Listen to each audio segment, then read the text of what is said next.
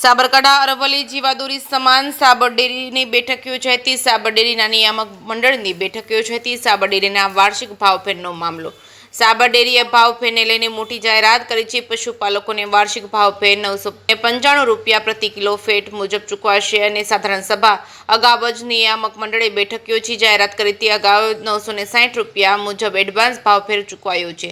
તફાવતના 35 રૂપિયા સાધારણ સભા બાદ ચૂકવવા કાર્યવાહી કરાશે। નિયામક મંડળે હવે આગામી સાધારણ સભામાં ભાવફેર અંગે નિર્ણય રજૂ કરાશે। જોકે આ પહેલા જ એડવાન્સ પેમેન્ટની માફક ભાવફેરનો તફાવત ચૂકવાશે। સાબર ડેરીના ચેરમેનને નિર્ણય અગાઉ જ સાંસદ શોભનાબેન બારૈયા સાથે ચર્ચા કરી હતી। ઈડરના ધારાસભ્ય રણમલ વોરા તેમજ પૂર્વ ધારાસભ્ય મહેન્દ્રસિંહ બારૈયા તેમજ બંને જિલ્લા ભાજપના પ્રમુખ સહિત સંગઠન તેમજ કિસાન સંગઠનના આગેવાનો સાથે ચર્ચા કરી હતી। સાબરકાંઠા અને અરવલ્લીના મોટા ભાગના તાલુકાના આગેવાનો સાથે સાબર ડેરીએ ચર્ચા કરી હતી। સતત ચર્ચાઓ અને બેઠકોના અંતે સાબર ડેરીએ મોટો નિર્ણય જાહેર કર્યો હતો। સાબર ડેરીના વાર્ષિક ભાવફેરને લઈને યોજાયેલ બેઠકમાં બંને જિલ્લાના આગેવાનો ઉપસ્થિત રહ્યા હતા। જે.કે. સિંહ ગુજરાતી સાથે અશોક નાઈ, સાબરકાંઠા।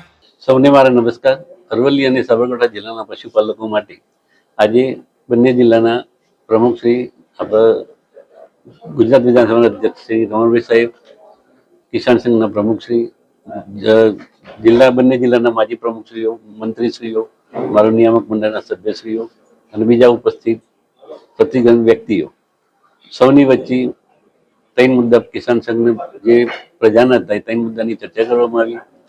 સાબર ડેરી વર્ષા કરી કેટલો ભાવ આપશે, ચાલુ સાલે દરેકની માગણી પ્રમાણે સાબર ડેરી 960 રૂપિયા પ્રમાણે ભાવ ચૂકવ્યો હતો અને આજના નિર્ણયમાં નિયામક મંડળે જે 995 રૂપિયા ભાવ નક્કી કર્યો હતો એ ચૂકવવાનું આજે બધાની બેઠકની અંદર નક્કી કરવામાં આવ્યું અને બાકીના 25 રૂપિયા એજીએમની મંજૂરીની અપેક્ષાએ ભાવ ચૂકવવાનો આજે નિર્ણય નિયામક મંડળે કરેલ છે। આ ભાવફેર ક્યારે પશુપાલકોના ખાતામાં જમા કરવામાં આવશે? જે ઉપરનો જે એજીએમ પાસે આપી દઈશું। જનરલ વાર્ષિક સભા ક્યારે મળશે? એ થોડો સમય લાગશે। 95 પ્રમાણે જે 25 રૂપિયા બાકી છે એ પૈસા અમે ચૂકવવા માટે પ્રયત્ન કરીશું વહેલી તકે। પશુપાલકોના જે આગેવાનો અહીંયા ઉપસ્થિત છે તે આ મંજૂર રાખ્યું છે કે કેમ? એ તો વર્ષ આખરે જે કાચરના ભાવમાંથી જે થતું હોય રિફંડ મની એ પ્રમાણે જે નિયામક મંડળ નક્કી કરે દર વર્ષે અને ગુજરાતના 18 સંઘોની પ્રણાલિકા પ્રમાણે આપણી જે પ્રણાલિકા હતી એ પ્રમાણે આજે નિર્ણય કરી અને પશુપાલકોને ચૂકવવા માટે અમે હર હંમેશા પ્રયત્નશીલ છીએ। અને આ જે વસ્તુ બન્યું છે એ આપણે એક દુઃખદ વસ્તુ છે। આપણો ઉત્પાદક જે પશુપાલક દૂધ ઉત્પાદન કરે છે અને મંડળીમાં દૂધ ટેન્કર લેવા જાય છે અને ઢોળી નાખીએ એ આ દુઃખદ વસ્તુ છે।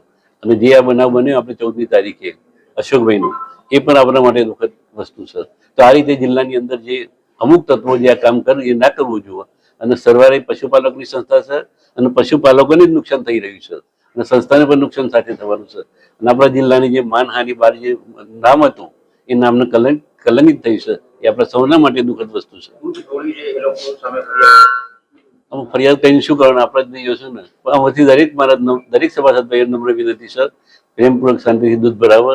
આપણા જે સામાન્ય માણસો છે એમના 10 ઉપર જે પોતાના કુટુંબનું ગુજરાન કરતા હતા એ ગુજરાનમાં તકલીફ ના થાય એના માટે અમારું નિયામક મંડળ આજના આગેવાનો જે સવારના 10 વાગ્યાથી આવી અને સમય બગાડ્યો છે સુલેહ રીતે જે સમાધાન કર્યું છે અને એના માટે બોર્ડ પર સંમતિ છે।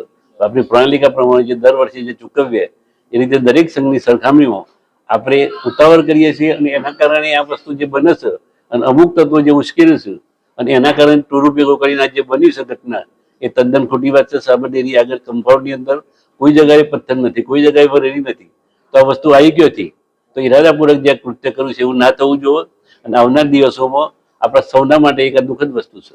અન્ય બે જે મુદ્દાઓ હતા પશુપાલકોના કેસ જે થયો છે કેસ બાબતની વસ્તુ આવી એક મિનિટ સાહેબને લઈ લ્યો।